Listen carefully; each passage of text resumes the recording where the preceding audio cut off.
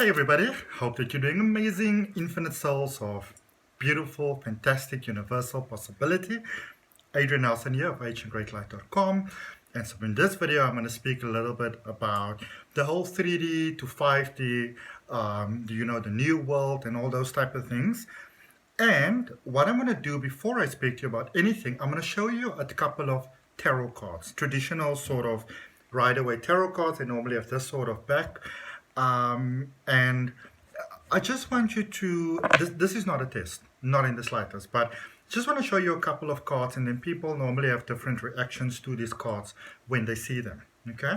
So, that's the Eight of Wands, that's the Sun, that's the Fool, oops, Ace of Swords, Death card, Emperor, Ten of Wands, the Devil, the Nine of Swords, the Magician, the Eight of Swords, the Tower, the Five of Pentacles, and the Ten of Swords.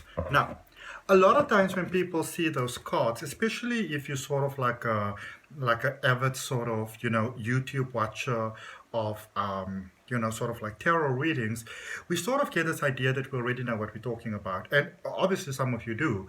But in essence, what I sometimes find is, so people look at the Eight of Wands and they go like, oh, inner peace, wonderful. The Sun, everything's going to work out. The Fool, new beginnings. Ace of Swords, somebody's lying to you.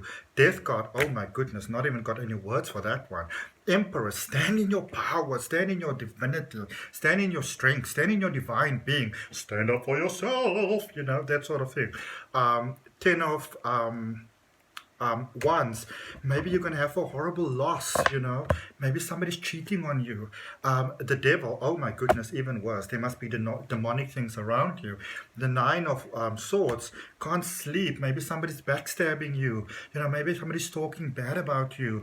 They're making a plan to sort of like initiate your downfall. The Magician, don't worry, you got it, baby, you got it all the way.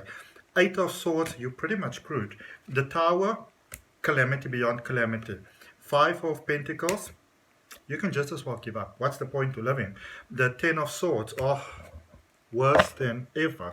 But the thing about it is that a lot of things, the thing to understand about tarot specifically, and I'm not going to go into it too much because I do have a very detailed tarot reading course and there's a link for it in the description. But we often see life in a certain way, and even if we don't like what it's showing us, when it's familiar, we roll with that, And I think one of the biggest things that we forget when it comes to tarot and when it comes to life is that life is about you. It's about you. That's why it's called your life. It's your life. It's your experience, And I always say to people, if you imagine that today is your first day on this planet, you've never been here before, you've never been human, you've never had a physical incarnation, and so you just arrive as an adult or whatever age you are at the moment,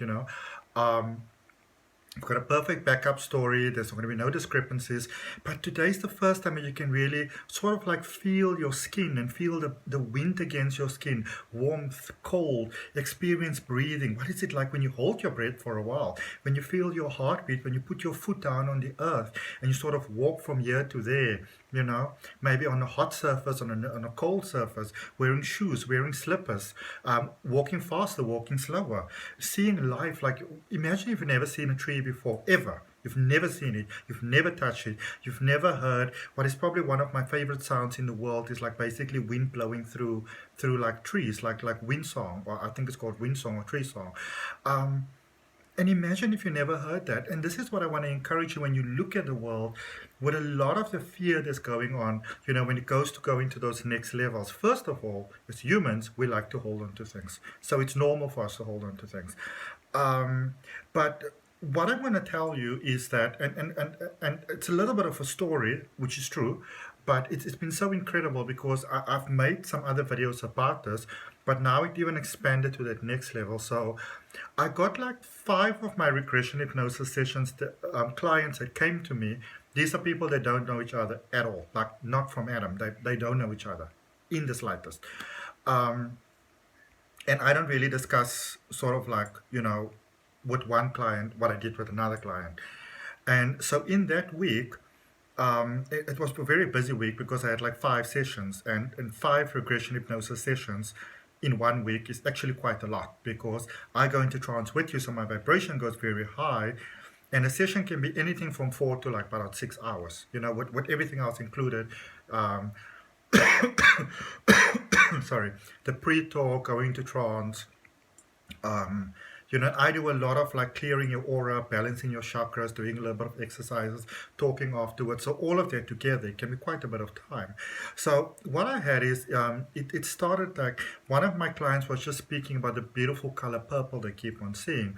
And then the other one was speaking about, so when you basically do a regression hypnosis session, you take somebody to a place or space that you call the safe space. So they do exploration from a sense of empowerment, because sometimes we look at very deep things. And the idea with every session is that it obviously benefits your life, not to traumatize you or any of those things.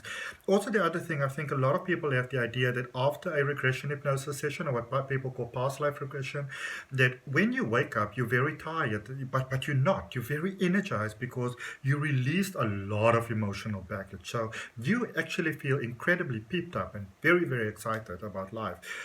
But so a lot of my clients were beginning to, these 5 clients, they were speaking about these purple beings. And so the one client, I took her to this, or she took herself to this beach, which was a space that she knows, which is in Thailand, which is beautiful.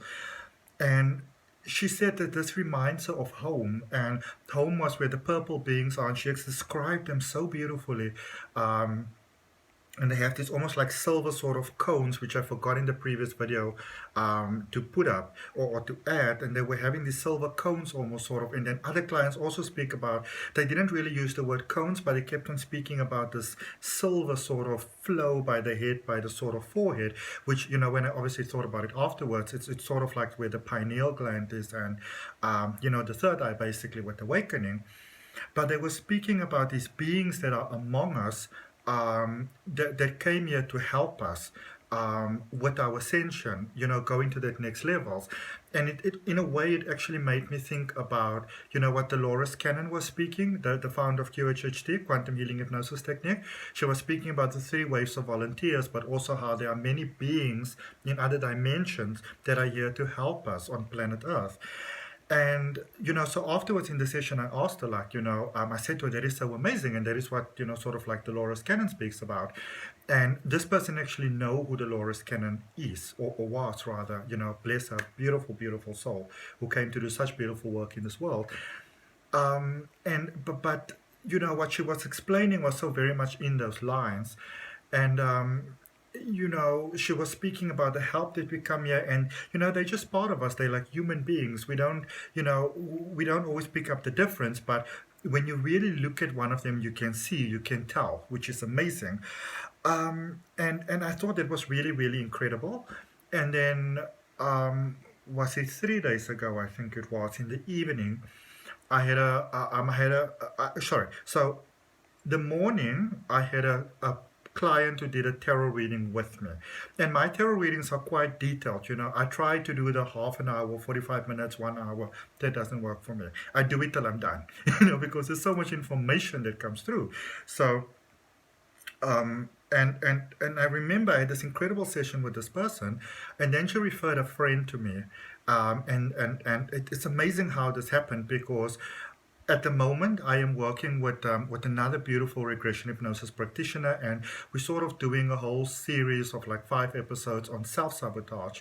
And we were supposed to meet on Zoom at 8 o'clock that evening, but then she had something coming up in her life, and then she asked me, said, okay, if you move it to tomorrow. And I said, okay, no, that's fine, because I was feeling a little tired, and so I was actually a little relieved. But then 10 minutes later, somebody sent me a text message, and she said, I got your number from a friend, and my friend that you did a reading with this morning. And she was like, oh my goodness, because she had a bit of a twin flame thing going on, and she wanted to know if it was true, and it was such a delight that it was. And so this person wanted to know, can I maybe have a reading with me? But she was only sort of like available later the evening at like 8 o'clock, and I was like, don't really feel like doing it. But then my spiritual team was like, kind of like nudging me, not forcing me, nudging me to say yes. Because I think we've got this idea sometimes that, spirit is forcing you to do something. You must do it, and if you don't do it, there's going to be dire sort of consequences, which is not really true. But if there is a belief that you're going to hold for yourself, then it has to be true by default, by the belief. And so I had this reading. Now, I've been doing tarot for about 20 years up until this point, where I am right now, just over 20. And I mean, I've seen a lot, because tarot, in essence, when you think about it, I always say to people, when you think of the ABCs, there's 26 letters in the, the regular A to Z alphabet, or A to Z alphabet that we have. And with that, we can do all the writing in the world. When with tarot cards, there's 78 cards in a deck, which is 3 times the amount of cards that are alphabet letters. So if you kind of think of the tarot cards as the ABCs, instead of having 26, you've got 78. So there's so much more information that can come through, And for those of you that might be watching my weekly readings, sometimes I'd really go like, how do I say this? Because you kind of get it within yourself, but the concept is a bit vast to explain sometimes. But, then I just step into my psychic senses and I'll be like, okay, how do I say that? And I repeat the words verbatim that I get, And it's funny because I remember, especially this one time in a reading, obviously I got it many times afterwards again, but, I'll do a reading for someone and it will make no sense to me. Like when I say no sense, I mean no sense, completely incoherent. And here this lady burst into tears and she's like, oh my goodness, that's so profound, that's so spot on. And obviously, the reading is not really about you. I don't have any judgments, I don't have any opinions. I'm just a conduit of the message. And, so that is actually really, really cool.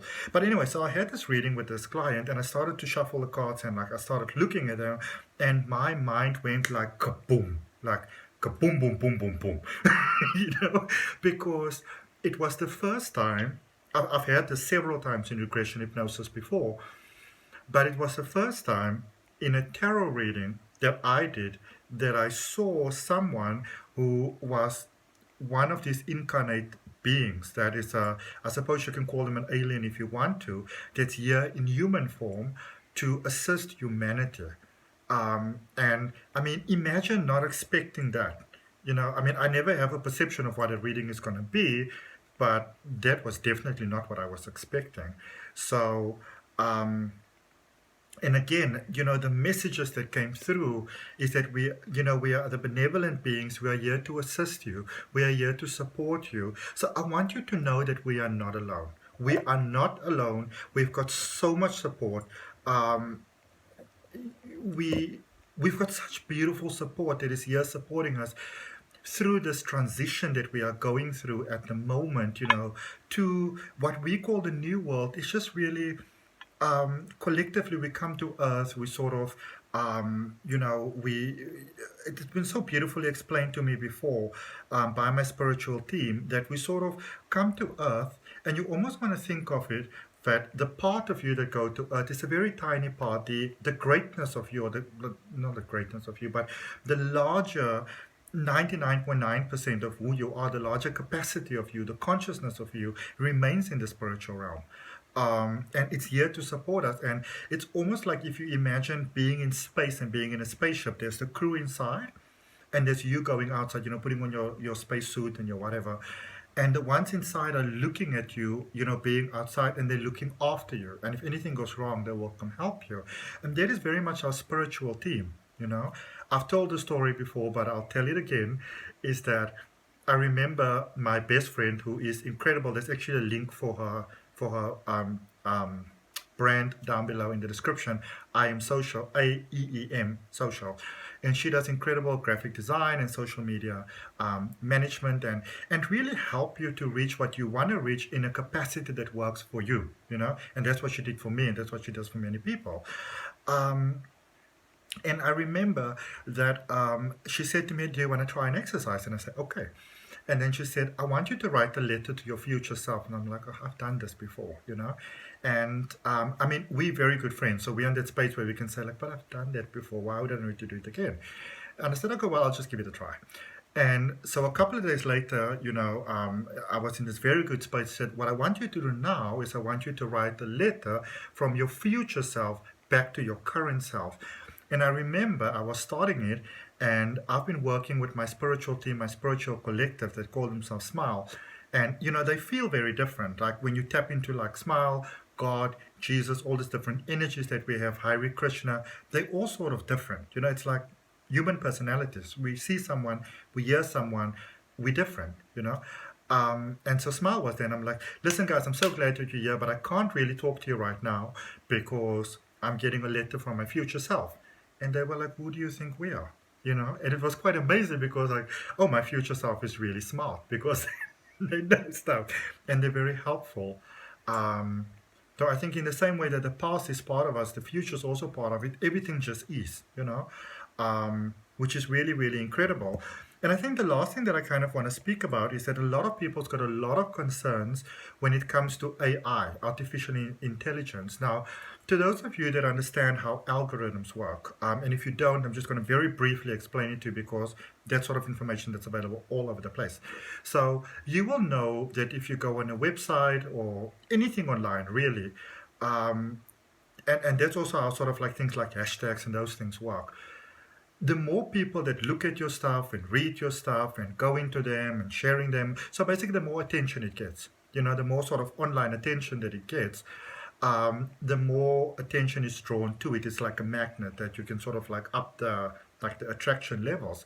So a lot of people are very concerned when it comes to AI because, you know, we feed all these negative things into the internet. But as a global consciousness, as a global collective, as we are basically ascending into next levels of being, we are starting to search different things. We're starting to post different things. We're starting to have different interests. So because we have different interests, you know, we maybe stop looking at porn and you maybe start looking at maybe what is a star set, you know. You maybe stop searching, I don't know, all sorts of things that you don't like, you know, wars around the world, and you look at like maybe how do I ground to the earth. And so we are actually programming AI in a different sort of way. So whilst a lot of people might be expecting that AI might be taking us down, AI might actually also take us into the next level. All right, so that's what I got for you. I'll see you in one of my next videos. From my heart, namaste, love and light.